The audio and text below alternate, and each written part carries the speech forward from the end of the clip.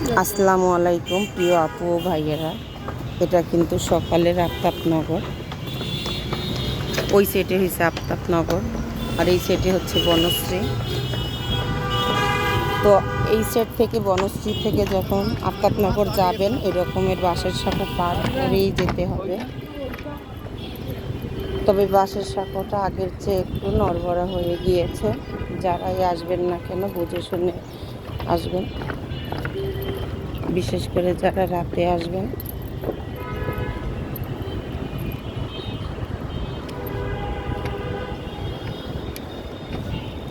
এই যে দেখুন, এই জায়গাটা কিন্তু একদম ফাঁকা।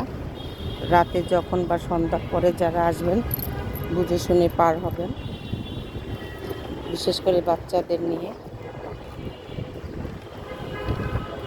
আর সকালটা কিন্তু অনেক সুন্দর।